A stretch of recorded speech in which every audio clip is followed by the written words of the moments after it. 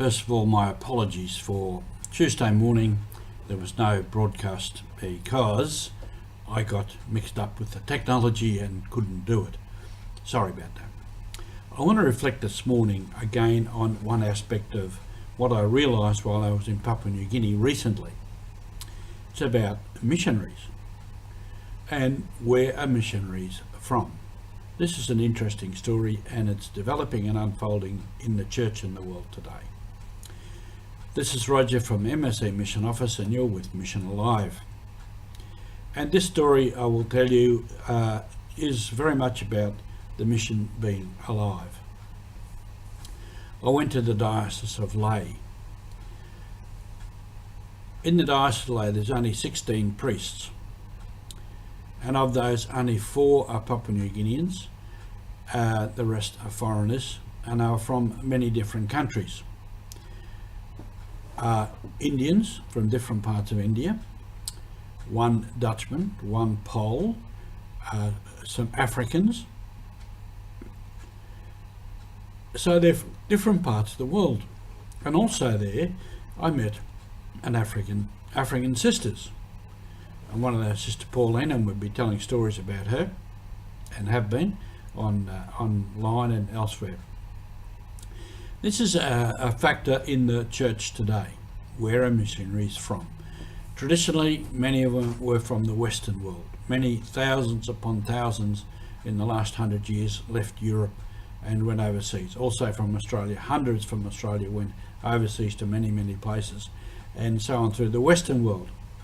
Now you have an aspect of it that many countries that were what we called mission countries, the missionaries went there to proclaim the good news and evangelize, are now missionaries themselves. For instance, with the Chevalier family, we have MSCs from different parts of the world in many places. Now, I've said things here before about our French-speaking Africa and the countries there and the needs for formation. We have a group of French-speaking priests from that part of the world in Belgium doing ministry. And they're doing ministry in not just traditional parishes and that way, but taking on things, I think from memory, I haven't got it before me, street people, disadvantaged people, migrant people, those sorts of things. So from that French-speaking part of Africa, Congo, Cameroon, Senegal, Burkina Faso, going to Europe. As they're French-speaking, because that's where the colonials were from, and that's where the MSC priests and brothers were from. So they're going back there. Now this sometimes is called reverse mission, whereas people from what were mission countries go back to Europe and other countries. And here in Australia we have also priests particularly from many parts of the world, Vietnamese, Indians, Filipinos, etc. With our MSC world, we've had priests in the Pacific from Japan. We have Indonesian priests in the Pacific, or Fiji, Japan and Vietnam. And Japan particularly, a shift in mission there, ministering to the overseas migrant workers, many of whom are Filipinos. So we have priests there from Indonesia. Indonesia is actually a very missionary country for us, for the MSCs. Papua New Guinea and Kiribati sisters in Burkina Faso, South Sudan, Angola, and of all places, Slovakia.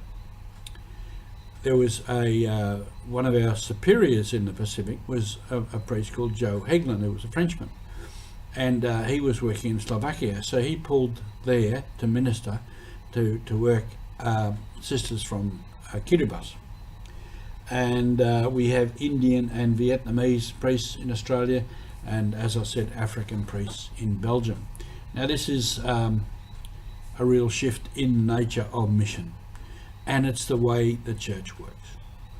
All these missionaries that came out of Europe used to be a pagan country, it was a mission country, it was evangelized.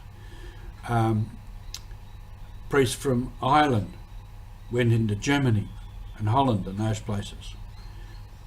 St Patrick and others went there to evangelise the Irish, and then they went somewhere else. And so that's the story of mission.